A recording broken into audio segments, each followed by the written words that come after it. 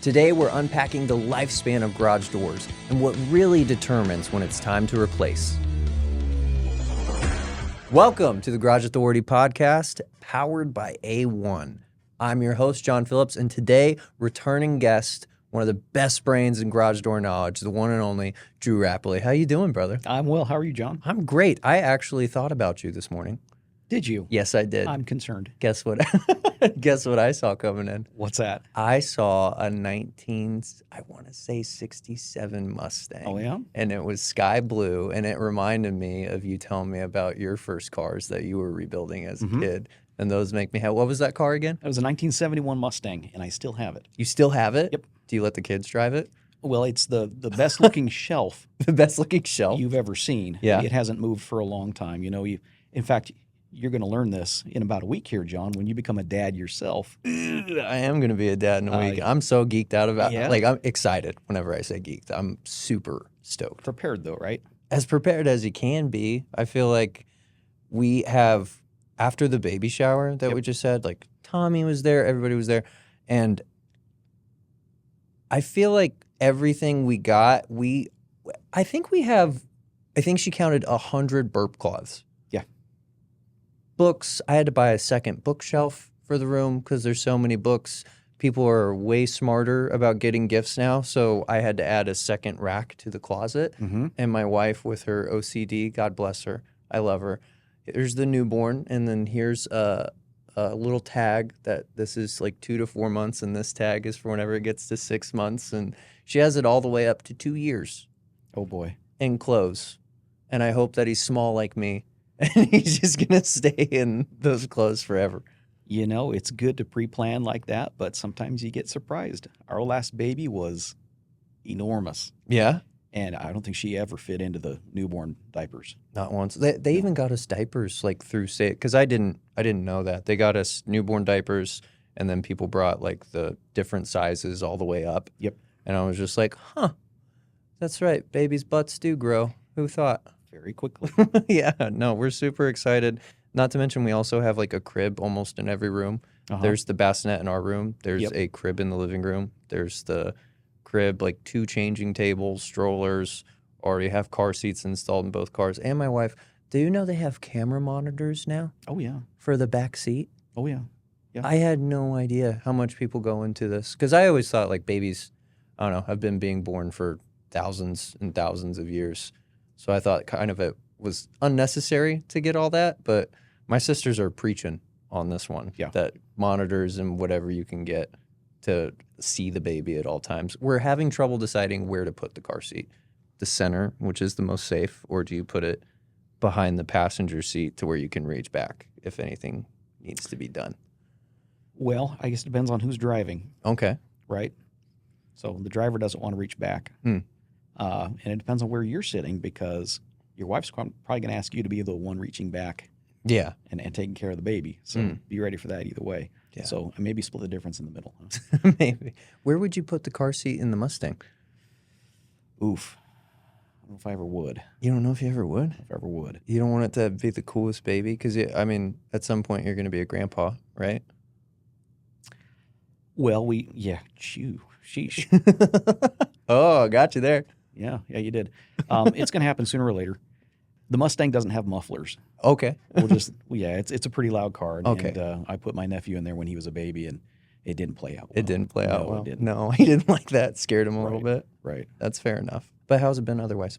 Any drives to Flagstaff for 2 hours to drop off a part? Hey, every now and then. I did. We went out and picked up a warranty panel because we had one delivered from a vendor that didn't have any styles on it. Nice. Same day warranties. So, right. And for customer service purposes, we try to have that stuff picked up and delivered before the customer is even aware that something's gone wrong. Mm-hmm. The customer needs to be confident that the install is going to be executed without any problems, without, any defects or anything like that. So sometimes we hit it, sometimes we don't. Sometimes it's something that's got to be ordered. But as often as possible, we'll get something ordered, picked up, and delivered during the install, so it doesn't cause any issues there. Right. Now, speaking of install, I know mostly you're in the business of replacing, like, doors, right? Mm-hmm. That's the main thing, new and fresh all the way through. But I also feel like that makes you an expert on when it's time. How long do you feel garage doors last with all the variables? Depends on the initial quality of the door and the manufacturer it came from, because there's, just like cars, there's better cars, there's worse cars. In general, though, on the low end, expect 5 to 10 years for a garage door. On the high end, 15 to 20 years. Nice. And feel really good if you get beyond that, because there are some doors that will do that. Yeah. I feel like the last episode, as long as they maintain the door, As long like as they we maintain talked the door. about. That's a big deal. Even a cheap door, if you take good care of it, it can last a long time. Let's say that I didn't know anything about garage doors, which compared to you is probably true. If I was a client and you were talking to me over the phone, what are visual things that you would tell me, like, hey, it's time. We got to get that garage door replaced? Okay. First of all, if you're a client and you ask me that question, it's already going through your head, and that means there's something going on. If you're thinking about it, it's probably already there. But on top of that, if you're looking for any kind of visual cues, look for stress cracks in the panels. Okay, so cracks going down. Okay. Yep. If you see cracks in the panels, it's on the downward side of its lifespan. Look for the stiles separating from the panels themselves. Okay, and the stiles being the metal The vertical structural components. Yeah. Torn hinges, heads falling off rollers, things like that. Anything that's going to be an obvious sign there's been a lot of wear and tear on this door. Right. That makes sense to me. Yep. How can a homeowner know if, I mean, we talk about those visual things like cracks in a panel, but then there's other schools of thought where we're like, oh, we'll just like throw a strut on it. Or, you know, those rollers are falling out. Oh, we'll just do the rollers. So at what point would you tell a client, like, yeah, there's things that we can fix and throw a Band-Aid on, but ultimately it's probably best interest to get a new door? Well, going back to the last episode, that's one of the important things about that inspection, about that checkup and that tune-up, is we can look at a door, we can tell how hard the usage has been, how long it's been. You know, Indiana Jones said it right when he said, it's not about the years, honey, it's about the miles, right? Yeah. We judge everything based on usage on a garage door. Most people don't realize there's date stamps on the springs, so we can tell how old the springs are, and we can calculate average or heavy usage to determine how much life is expected to be remaining on that spring. Right. We can look at bearings. We can tell you how much time they have left. So it's a matter of looking at a garage door, doing that inspection, and saying, okay, here's the cost to fix all of this stuff. Here's what's going to happen if you don't fix some of these things. Right. And then compare that to the cost of a new garage door. And a lot of customers, they've been kind of thinking about a new garage door anyway, whether they're coming home from work and they see the neighbor down the street that has one of those sexy new wood print doors that just look amazing. Right. And they want that on their house. This is a really good opportunity if you're looking at a couple $1,000s worth of repairs. Put that towards a new door. Right. Don't waste it on an old door. Right. If we're going to spend $2,000 here right now, but you know that you're going to go for that door, like why double dip in your wallet on that? Oh, if you hobby out of your garage, right, and you're looking at putting some kind of cooling system in there, you want an insulated garage door.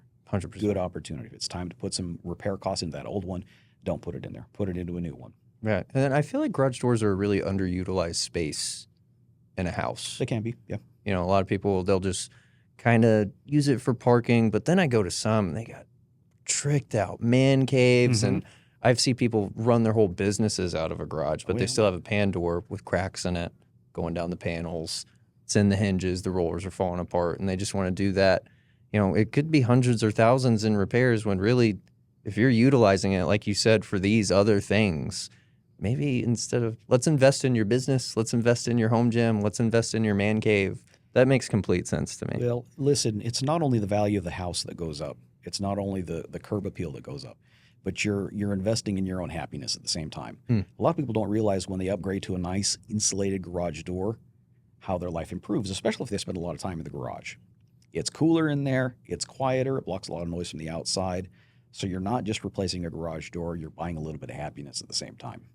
You want to talk about happiness. So the house we live in right now, insulated door, obviously. And then also I have a mini split in the garage. Yeah. I'm not going to lie. I used to go to like Jiffy Lube or any one of those places to do oil changes.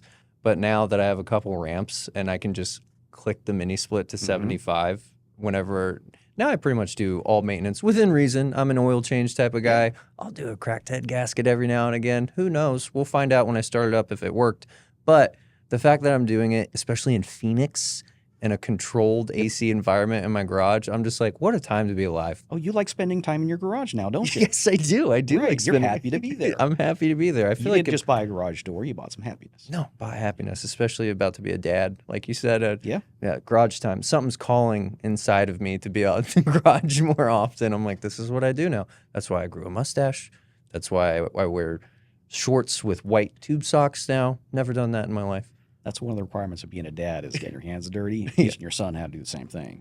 So, I'm so excited. there you go. I've been making room in the garage, been like spring cleaning, getting rid of stuff. There's still so much stuff in the garage. Yep. But I'm getting it decked out right now. And I know, especially with the garage, got cameras in it. And honestly, part of I'm really excited because if he does anything funny while we're tinkering in the garage, I'm glad now that we have a camera in the garage because I'm like, I don't need to bust out my phone. I can just be like, something funny happened, and I can just go into my Since you mentioned that, it's all about I'm an older guy, right? So when my oldest son was that age, when he was very, very long before he should have been able to do it, he was helping me rebuild carburetors. Right on. Little tiny kid, screwdriver, taking a carburetor apart. I didn't have cameras inside my garage to capture any of that. Right. It would have been a video recorder like this, if anything, right? You got some pressure marks on the cool shoulder. that we have the availability to do that. We can capture those moments just about any time, anywhere. Yeah, Even in the garage. It's kind of cheesy, but like the fact that I'm a garage door guy and I'm like, some of my greatest memories with my son are going to be on a LiftMaster camera. I'm like, They oh, could be. garage doors They are could be. really my lifestyle. Yep. All right. If anyone's considering a garage door right now, like your one golden rule when making that choice, whether it's two, what do I pick? Like if you had one. That's case by case, customer by customer, because one of the things we do is we get to know our customer so that we can know how to serve them and how to take care of their needs, right? It's not just about walking into a garage and saying, yeah, you need a new garage door. Look at this. It's about to break. It's about getting to know them, getting into their lives just a little bit, not in an intrusive way, but in a way that we can understand how we can best serve them. Right. So if we do get to know our customers and we realize, oh, you spend a lot of time practicing your trumpet out here in the garage, your neighbors are probably hating you right now. Let's get an insulated garage door on here, right? It might just be some rollers that you need, but let's take this opportunity to upgrade this so that your neighbors love you again and your family. It's stuff like that. Once you get to know somebody, you know how best to serve them. You can make a better recommendation. So yeah, there's things you can look at a garage door and say, yeah, it's definitely time. But there's also things that you need to understand about your customer in order to make that recommendation. Right. You heard it here first, folks. If you've ever had a noise ordinance complaint, you need an insulated door immediately for your trumpet playing. I absolutely love it. So I guess one of the biggest things for audiences and people listening are subtle red flags that a homeowner can go out and check in their garage. What to look at, what's the look but don't touch, like on the last episode when we were talking about maintenance, the spring pad, like that's one look, don't touch. So if you were going to guide a client to go out into their garage right now, what are those subtle red flags that they need to look for as far as how should their door perform? Should I get someone out here? Is it time to get a new one? If you could just go down. Okay. So the first thing is listen. You're used to how your garage door sounds. And if anything sounds out of the ordinary, pops, bangs, screeches, anything metal on metal, we talked about how the garage door opener, if it sounds like it's digging really deep to lift that door, it's really struggling, there's something that's gone really wrong there. The danger to that is if you've got a broken spring and your opener is still operating the door, that opener can give out at any time and the door will come down with its full weight behind it. It'd be like kind of a giant guillotine for your car, right? It's a bad situation. On top of that, though, you can do a quick visual inspection, look over the sections themselves. Those are the big metal panels that the door is composed of. Look for any kind of stress cracks. Look for the stiles, which are the structural components of the sections. Check, make sure they're still fastened securely to the panels. They're not coming off. Cracks in hinges, roller heads that look like they're wobbly or broken off. Things like that. If you see black soot starting to build up anywhere, check up on top of your motor head, especially. Those are signs that there's something really, really wrong with your garage door and needs to be addressed. The don't touch parts, anything attached to the torsion assembly, which is the torsion tube that runs across the top of the door, the springs, the drums, your lift cables that go down the sides. If you see any fraying on those, that's a sign of potential issues, right? Really bad Big ones. safety. But don't Big touch them, safety. because, again, that's the full tension of those springs attached to those cables. Right. So anything that you can trace back to the springs, Mm-hmm. including that spring pad that we talked about before, don't touch it. Very well. Yep. So we're gonna listen. We're gonna listen to the opener as well. We're gonna check the motor, any black dust. We're gonna check rollers, and then also we just want to check on that little square made around the door from bottom bracket that's attached to the door with that roller. Don't touch that. Look, don't touch. Cables that go all the way up. Little circular things on the top. Those are the drums that carry the cable. Don't touch that. And pretty much anything that goes across the top. Don't touch it at all. Definitely call somebody if you see anything. Trust your gut. Yep. Trust your gut on this. If it looks off, get someone out there immediately. And who knows? Might be just time for a brand new door. It could be. Could be. But again, one of the things I like about A1 is we give you options. Yeah. So if you want to go structural integrity package, if you want to go across every single panel and put every single piece of armor and support, like we can do that. Or if you just want to go for a new system and like you said, one of those sexy wood grain doors and keeping up with the Joneses, or heck, you can get the best door that's on the block. We can go around with you all the way through. Yep. We have those You got completely. it. Now, whenever you were referring to like springs breaking and the operator moving without the springs, turning it into a guillotine, for lack of a better term, why, and I've heard this from clients before, in your opinion, why don't people just get bigger, beefier motor for any issues? Like, is that going to solve their problems? Like, if I just have a motor that just runs it no matter what happens, is that going to fix it? Is that a good idea? No. In fact, I had a customer like that out in Sun City once. Okay. Way back in the day with Ideal, we used to do opener installs for Lowe's and Home Depot, and that was the job that day, was to show up and install a new opener for this customer. And I went into his garage, and right away, you knew it was a broken spring because he couldn't lift it. It wouldn't run. And I said, hey, Mr. Customer, we need to replace your springs today before we – now, back then it was, you know, we're talking the Bush era, so springs were a couple $100. It was no big deal. But I'm a train engineer. I know how these things work. If a train gets heavy, you just add some more engines in the front. So he knew he had a broken spring, but instead of fixing the spring, he insisted that we put this 1 1/4 horse Chamberlain opener on there, more horsepower to run the door. I said, we can't do that. That will destroy your door. No. I know what's going on here. You're just trying to sell me something I don't need. Like, it's obviously broken. It was obviously there for a reason, and now it's not doing its job. But he hold the line, right? So I ended up, rather than putting that opener on, which would have destroyed his garage door, I say, hey, have a good day. We'll call Home Depot. We'll let them know what's going on here, and we parted ways at that point. People don't understand that doors aren't designed to take that kind of abuse. They're designed to be operated in a perfectly running environment. The door's got to be perfectly balanced. It's got to be rolling well on its rollers. The end bearings need to be running smoothly, and the opener's not designed to lift a door. It's just designed to move it. So if you force an opener to lift a door, even with one good spring still on it, you're likely to tear the door to pieces. What you'll see is the top panel will start to bend inward, a crease will form, and then a crack, and that crack will actually jump from panel to panel until you see those panels caving in as they pass through the radius. When that starts happening, it's only a matter of time before the whole thing comes down out of the tracks. My goodness. So doors are designed to run a certain way. You've got to make sure they're always running that way. Right. Especially that top panel buckling in. That sounds like it. I've seen some videos online. Looks like it can be a little bit scary of a moment. It can be. Yeah. Do you have any closing remarks before we get off this thing? Just one more thing. If it is time to replace that garage door, another thing I really, really like about A1 is that we have a lot of different options. It's not just about trying to force feed somebody the most expensive door we can sell them. We have high end, we have low end. That's one of the things that we do. And when we get to know our customers is find out what their needs are, find out what fits them best. And we have something for everybody. Thanks, Drew. Listen, your garage door doesn't come with a countdown clock, but it does leave clues. Remember, it's always better to be proactive than reactive.